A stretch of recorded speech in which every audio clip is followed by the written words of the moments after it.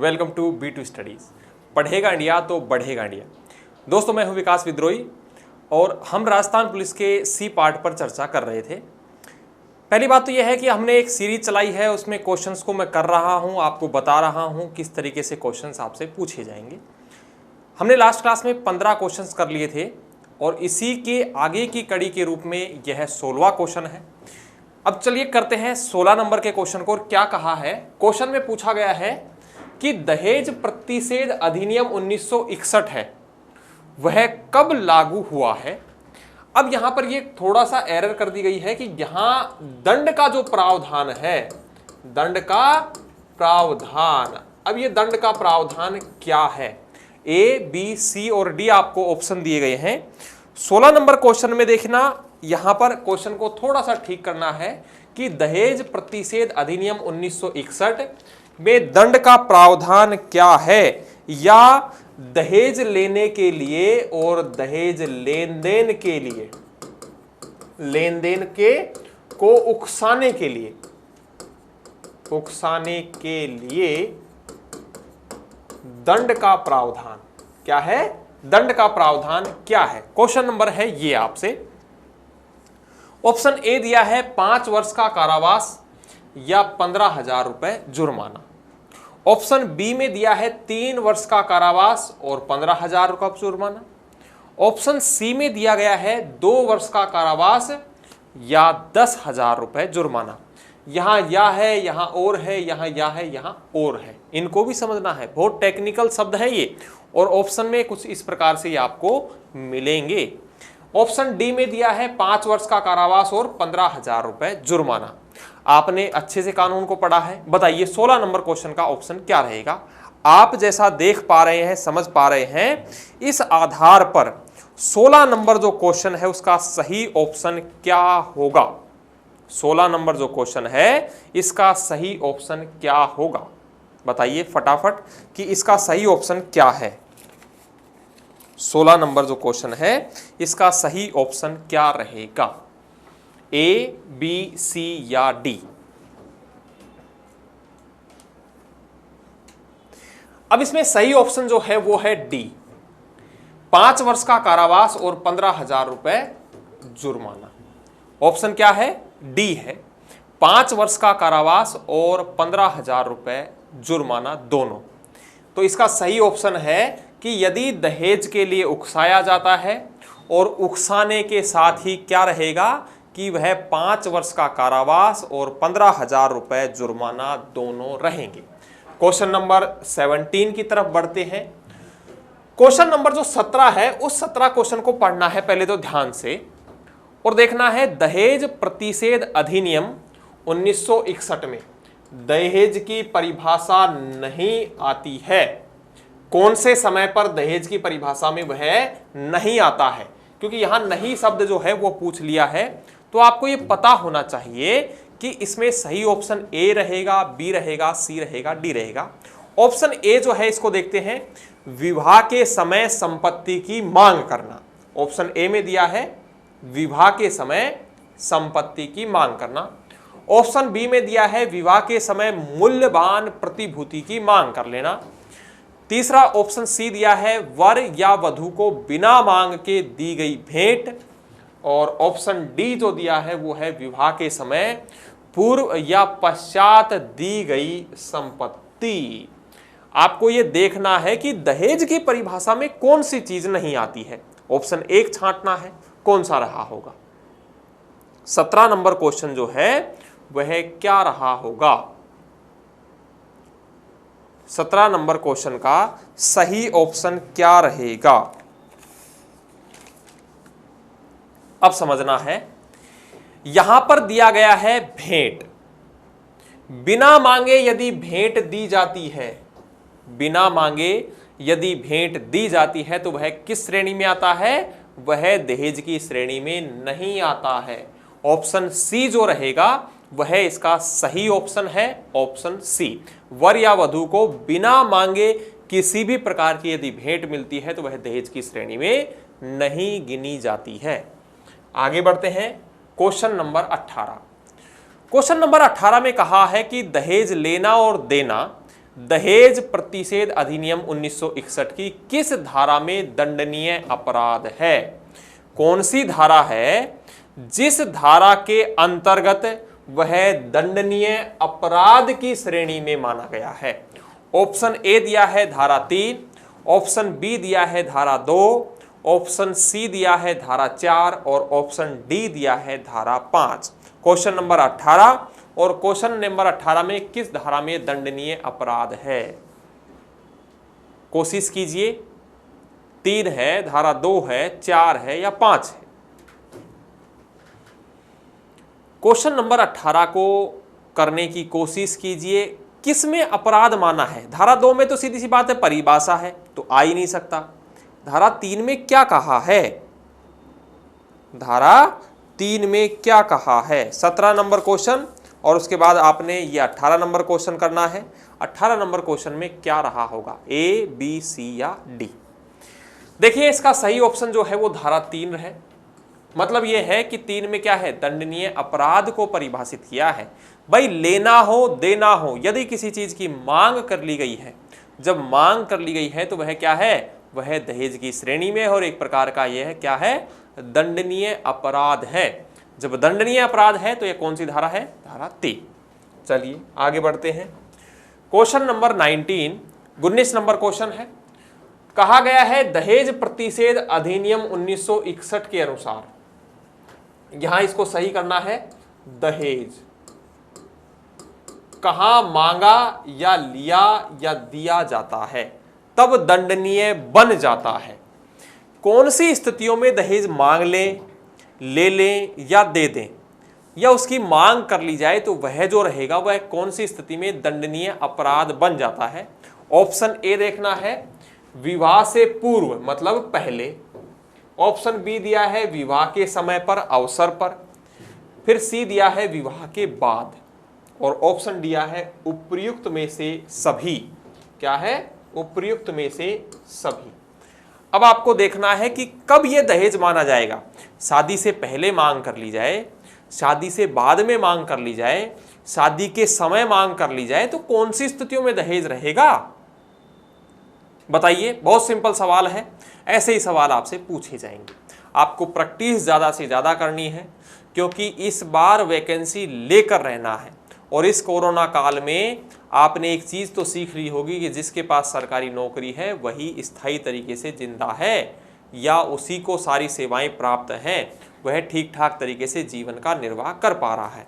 Private नौकरी में ज़्यादा कुछ ऐसा सिस्टम है नहीं, क्योंकि अस्थायी तौर पर बहुत सारी चीज़ों को या बहुत सारे व्यक्तियों को निजी तौर पर जो कंपनियां चलती थी उनसे निकाल दिया गया है। तो एक जो स्थायित्व है जीवन का, एक सिक्योरिटी जो होती है वह खत्म हो जाती है। तो यहाँ आपको देखना है 19 नंबर क्वेश्चन में क्या रहेगा। अब सिद्ध समझना है। पहली बात तो दहेज, दहेज वो स्थिति आती है जब मांग कर ली जाए। अब ये जब मांग कर ली जाती है तो ये मांग कभी भी हो सकती है। शादी के समय हो सकती है, शादी के समय हो सकती है, या शादी के पहले हो सकती है, या शादी के बाद की स्थिति हो सकती है। ये तीनों ही स्थितियों में यदि मांग कर ली गई है किसी भी चीज की तो वह क्या कहलाती है? वह जो रहेगी वह दहेज की श्रेणी में आती है। तो इस ऑप्शन का जो सही ऑप्शन है वो सही आंसर रहेगा डी। मतलब ये तीनों के तीनों क्या रहेंगे? वह दहेज की श्रेणी में आते हैं। तो 19 का क्या है? 19 का है डी।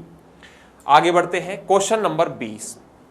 क्वेश्चन नंबर 20 दिया है किसी स्त्री के पति या पत्नी के नातेदार द्वारा किसी स्त्री के प्रति क्रूरता करना, मतलब क्या है? क्रूरता का भाव है। तो भारतीय दंड संहिता आईपीसी, इंडियन पिनल कोड और कौन सी 1860 की किस धारा में इसे दंडनीय अपराध माना गया है? सवाल सुनना। क्या कहा है कि पति या पति के नातेदार द्वारा पत्नी के ऊपर क्या है? स्त्री के ऊपर क्रूरता की गई है। तो वह कौन सी धारा के अंतर्गत, जो आईपीसी की धाराएं हैं उसमें क्या माना गया है? दंडनीय अपराध माना गया है। धारा कहा गया है 498, बी दिया है 495A, सी दिया है 306 और डी दिया है 509। बताइए कौन सी धारा के अंतर्गत यह क्या माना गया है? अपराध माना गया है। कौन सी स्थिति रहेगी जिसमें यह अपराध की श्रेणी में आता है? बताइए, कोशिश कीजिए कौन सी। यहां इसको सही कीजिए, यहां पर 495 ना होकर 498 होगा। 498 ऑप्शन को ठीक कीजिए, यह 5 ना होकर 498A है। ऑप्शन को थोड़ा सा करेक्शन कर लीजिए, 495 ना होकर 498 रहेगा। ध्यान दीजिए इस पर। बताइए किस धारा के तहत यह दंडनीय अपराध होगा?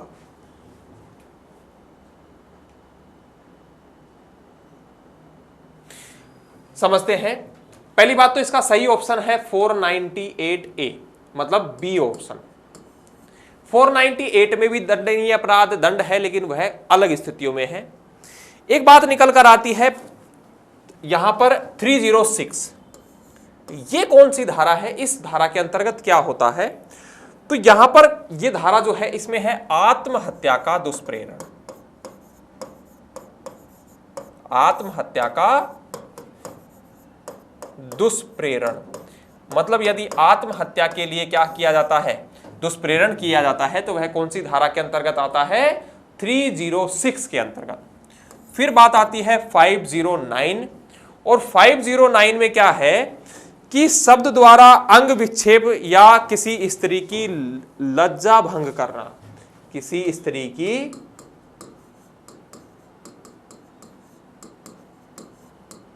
लज्जा भंग करना, यह कौन सी स्थिति रहेगी? 509 के अंतर्गत आती है। या किसी स्त्री का अनादर कर देना, क्या है? किसी स्त्री का अनादर करना, वह भी कौन सी धारा के अंतर्गत है? 509 की धारा के अंतर्गत आता है। क्वेश्चन नंबर आगे बढ़ते हैं, देखते हैं क्वेश्चन नंबर 21 में दिया है 498A। अभी जस्ट हमने देखा है कि स्त्री के ऊपर क्या है? दुष्प्रेरण किया गया है, तो वह 498 के तहत है। 498A भारतीय दंड संहिता के अंतर्गत कितनी साल की सजा, यहां पर साल शब्द है और वह सजा का प्रावधान है। अब यह सजा का जो प्रावधान है, इस सजा को समझना है।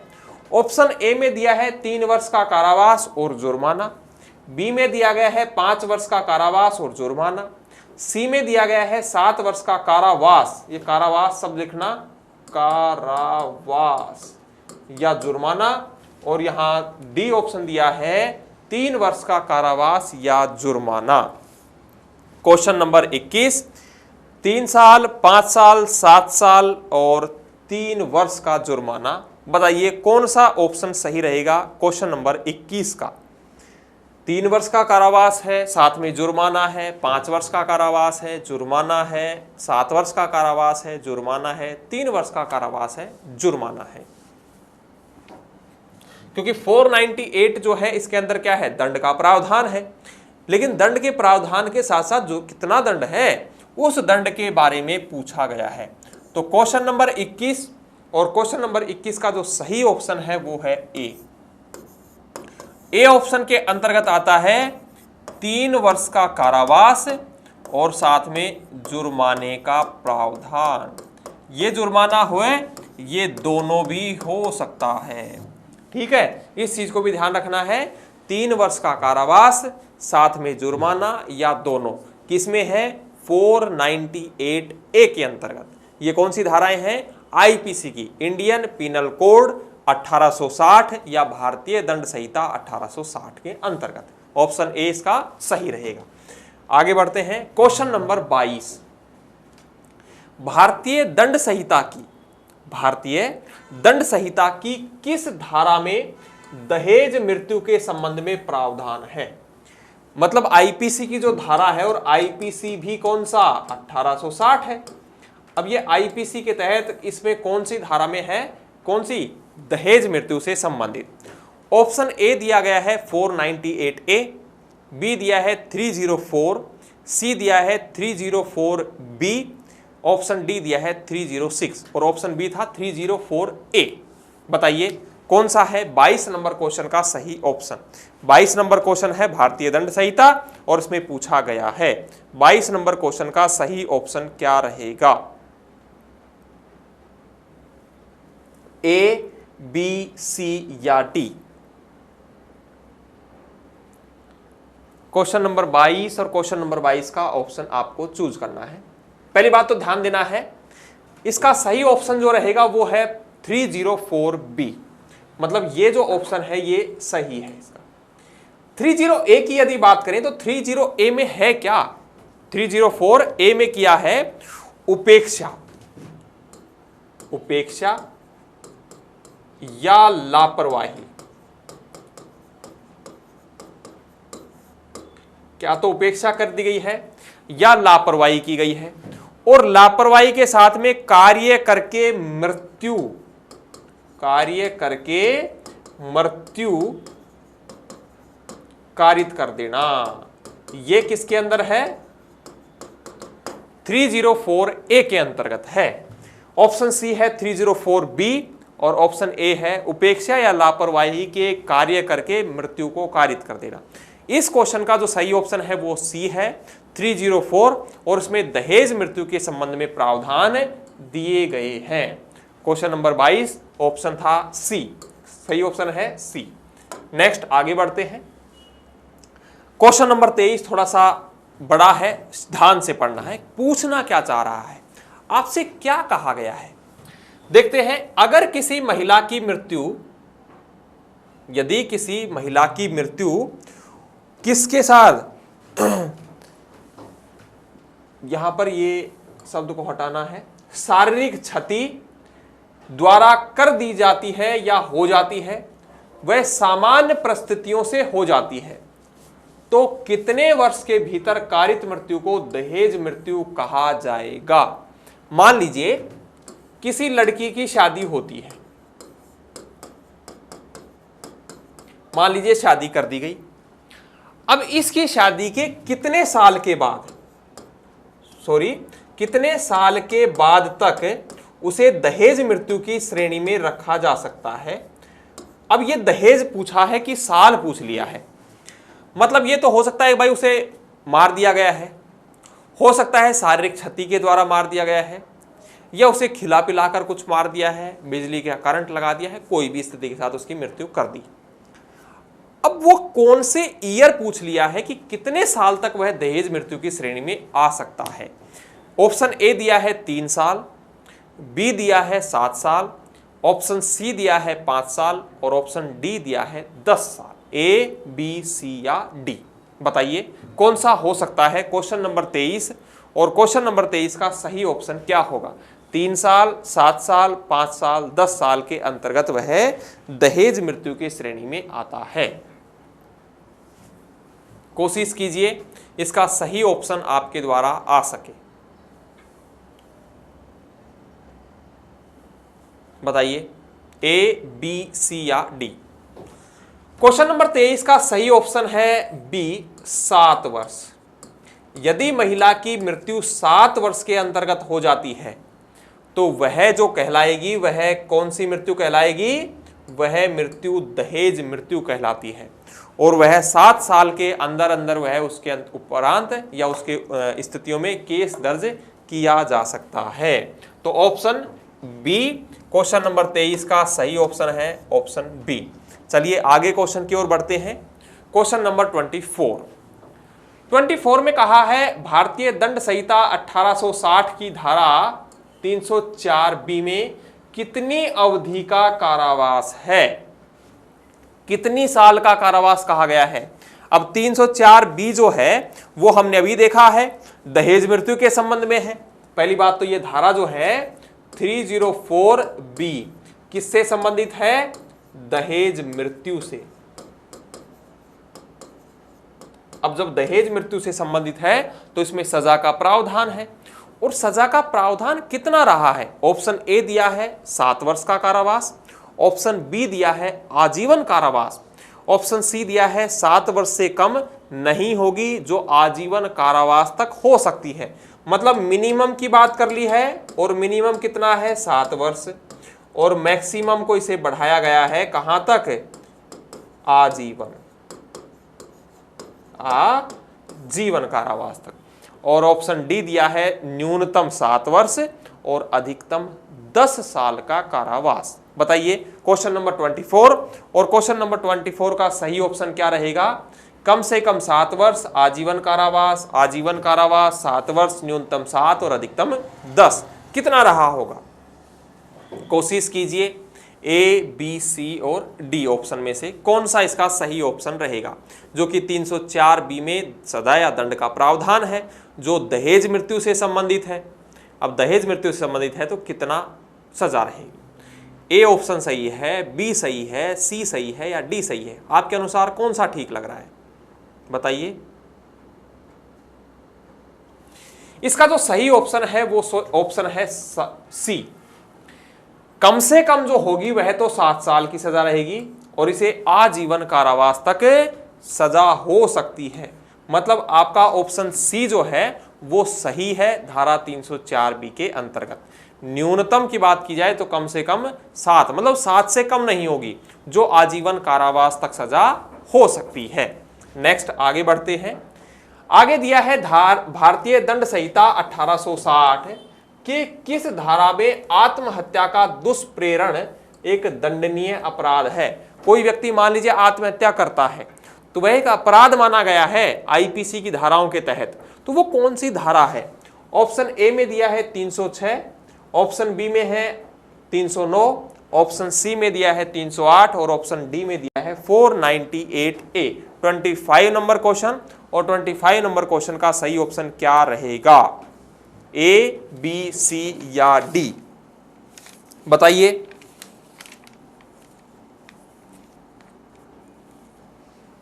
कौन सा ऑप्शन रहेगा? 306, 309, 308 या 498A? दंडनीय अपराध माना है, कौन सी धारा के अंतर्गत माना गया है? देखना, एक तो आत्महत्या। आत्महत्या का मतलब यह है कि हमने खुद से अपने आप को खत्म कर लिया है। जैसा कि अभी एक आजकल एक चर्चित केस है सुशांत सिंह राजपूत केस। पहले आया कि उसने आत्महत्या कर ली, अब सुनने में आ रहा है कि उसे मार दिया गया है, हत्या की गई है, साजिश थी। अब वो नए नए मोड़ आ रहे हैं। मतलब यह है कि यदि कोई व्यक्ति खुद से अपने आप को फांसी लगा लेता है, अपने आप को खत्म कर लेता है, तो ये जो दंडनीय अपराध है, पहली बात तो इसका सही ऑप्शन देखते हैं। इसका सही ऑप्शन है ए, और ऑप्शन कौन सी धारा के अंतर्गत? 306 के अंतर्गत यह दंडनीय अपराध है। दूसरी बात देखते हैं 309, इसमें क्या है? इसमें जो कहा गया है 309 में आत्महत्या का प्रयास करना, आत्महत्या नहीं करना जबकि प्रयास कर लेना, तो ये जो है वो धाराएं होती हैं और यह क्या है? आत्महत्या का प्रयास, आत्महत्या का प्रयास करना। मरता नहीं है लेकिन प्रयास करता है। कुछ लोग आपने देखे होंगे जब एग्जाम जो सरकवाने होते हैं या खिसकाने होते हैं, आगे डेट वगैरह को लेकर जाना होता है, तो टंकियों पर चढ़ जाते हैं या रेलवे पटरी पर चले जाएंगे, मरने की कोशिश करेंगे। तो ऐसी स्थिति में जो पुलिस है वो इसी धाराओं का उपयोग करके केस दर्ज कर देती है कि भाई ये आत्महत्या का प्रयास कर रहे थे और उसमें सजा रहेगी, तो वो केस लड़ा जाता है और फिर उसमें बहुत सारी चीजें आती हैं क्रिमिनल वगैरह का। तो ये जो चीजें हैं वो 309 में आत्महत्या का प्रयास करना, 306 में क्या है? आत्महत्या एक दुष्प्रेरण दंडनीय अपराध है। फिर बात आती है 308, इसके बाद पता है आपराधिक या आपराधिक माना गया है हत्या को। मतलब जो हत्या होती है उसे क्या मान लिया गया है? आपराधिक दृष्टिकोण मान लिया है। तो ये आपराधिक जो माना गया है ये किस में माना गया है? 308 में। तो इसका जो सही ऑप्शन है वो क्या है? ए ऑप्शन है। 306 में दंडनीय अपराध माना गया है आत्महत्या को। क्वेश्चन नंबर आगे बढ़ते हैं, क्वेश्चन नंबर 26 कहा गया है, क्वेश्चन पूछा है आपसे, आत्महत्या के दुष्प्रेरण के लिए कितनी अवधि का कारावास व जुर्माना अधिरोपित किया जा सकता है? भाई कितना जुर्माना होगा, कितना कारावास आपके ऊपर लग सकता है यदि आत्महत्या का दुष्प्रेरण किया जाता है? कौन सी धारा के तहत? 306 के तहत। अब प्रयास है या अधिरोपित किया जाता है, दुष्प्रेरण है। अब देखना है, ऑप्शन ए है कठोर कारावास 10 वर्ष तक का, साथ में जुर्माना। ऑप्शन बी है साधारण कारावास 7 वर्ष का, साथ में जुर्माना। दोनों में से कोई भी, ए भी हो सकता है और बी भी हो सकता है। और डी दिया है दोनों में से कोई भी कारावास या जुर्माना, कारावास या जुर्माना।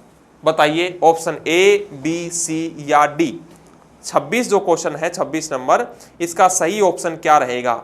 दोनों में से कारावास भी हो सकता है, जुर्माना भी हो सकता है, प्लस में जुर्माना हो सकता है, या दोनों में कोई भी, ए बी या बी बी। बताइए 10 साल, 7 साल, दोनों में से कोई भी, कारावास या जुर्माना। ऑप्शन ए सही है, बी सही है, सी सही है या डी सही है? आपके हिसाब से कौन सा ठीक लग रहा है? ए, बी, सी या डी? बताइए। देखना क्वेश्चन नंबर 26 का सही ऑप्शन है वो है ऑप्शन डी, दोनों में से कोई भी, कारावास या जुर्माना। 10 साल तक हो सकता है, जुर्माना लगाया जा सकता है, साधारण कारावास भी दिया जा सकता है, क्योंकि ये आत्महत्या का जो प्रयास है ये देखा जाता है कि किस तरीके का प्रयास किया गया है। कोई सार्वजनिक संपत्ति का उपयोग किया गया है, किसी प्रकार के अन्य तरीके से किया गया है, घर में अगर उसने अपने आप को मारने की कोशिश की है, या सार्वजनिक पैलेस पर ड्रामा कर दिया गया है, तो वह एक प्रकार का जुर्म है। और वह जुर्म देखा जाता है कि भाई आत्महत्या तो हुई है, लेकिन वह जुर्म किस तरीके का है, वह हाईली पॉपुलर तरीके से किया गया है, एक ड्रामा क्रिएट कर दिया गया है, या लोगों को उस तरीके से प्रेरित कर दिया गया है। तो ये जो सजा का प्रावधान है, दोनों में से कोई भी, कारावास या जुर्माना, दोनों हो सकते हैं। तो क्वेश्चन नंबर 26 का सही ऑप्शन है डी, कोई सा भी, दोनों में कोई भी, कारावास या जुर्माना। फिर देखते हैं 27, दहेज प्रतिषेध अधिनियम 1961 के अनुसार स्त्री धन किसे कहा गया है? ए है शादी के वक्त दिए गए उपहार व जेवर, बी है विवाह के समय वधू को दिए गए सम्मान, सी है किसी भी प्रकार की मूल्यवान प्रतिभूति, या शादी के वक्त लड़की को दिए गए उपहार, जेवर, लड़के व लड़की को दोनों को दिए गए सामान जैसे फर्नीचर, टीवी, गाड़ी, घोड़ा, पैसा, जेवरात, कुछ भी। बताइए किसे आप दहेज या स्त्री धन जो है ना, वह स्त्री का धन मतलब दहेज की जो स्थिति है उसे मान लिया गया है। कौन कौन सा दहेज हो सकता है, किसे स्त्री धन मान लिया है दहेज प्रतिषेध अधिनियम 1961 के अनुसार? ए ऑप्शन सही है, बी ऑप्शन सही है, सी ऑप्शन सही है या डी ऑप्शन आपके अनुसार सही रहेगा? बताइए, कोशिश कीजिए, किसे कहेंगे दहेज की श्रेणी, किसे मानेंगे? ए, बी, सी या डी? स्त्री धन किसे कहा गया है? शादी के वक्त लड़की को दिया गया उपहार, विवाह के समय दिया गया उपहार, मूल्यवान प्रतिभूति, शादी के वक्त लड़के और लड़की को दोनों को दिया गया उपहार जैसे फर्नीचर, टीवी, गाड़ी, घोड़ा, सामान, जेवरात, रुपया, पैसा। तो देखना इसमें सही ऑप्शन जो है वो है डी, शादी के समय में जो भी दिया गया है, शादी से पहले भी दिया गया हो, वह भी स्त्री धन के रूप में माना जाता है। लड़का हो चाहे लड़की हो, दोनों ही स्थितियों में क्या है, वह स्त्री धन की श्रेणी में आता है। तो ये जो स्त्री धन रहेगा, इस क्वेश्चन का जो सही ऑप्शन है वो डी है। शादी के वक्त लड़की को उपहार, जेवर, लड़के व लड़की दोनों को दिए गए उपहार, सामान, जो भी, वह क्या माने जाएंगे, स्त्री धन की सूची में या स्त्री धन की श्रेणी में आते हैं। देखना ये क्वेश्चन हमने किए हैं कितने, 27 तक। कुछ क्वेश्चंस की सीरीज और है इसी से संबंधित, इसी दहेज से संबंधित है, तो वो मैं अभी करवाऊंगा। आप लोग जो हैं इन क्वेश्चंस को बेहतरीन तरीके से करना है, समझना है, समझते हुए करते हुए चलना है। तो यह जो है क्वेश्चन नंबर 27 तक किए हैं और इसका सही ऑप्शन था डी। आगे भी पढ़ेंगे, बढ़ेंगे, और कुछ कानून है वो बचे हुए हैं वो भी करेंगे, आईपीसी की धाराओं को भी पढ़ेंगे। आप लोग बने रहिए, खुश रहिए, पढ़ते रहिए, मस्त रहिए, अपने दोस्तों को भी प्रेरित कीजिए, उन्हें मोटिवेट कीजिए। और यही समय है, सही समय है पढ़ाई का, क्योंकि अब पेपर की डेट है वो रहेगी, सही समय पर होगी। ऑनलाइन तरीका है लेकिन आपको मेहनत जरूर करनी है। खुश रहिए, मेहनत कीजिए, पढ़ाई कीजिए। बहुत बहुत धन्यवाद दोस्तों, थैंक यू।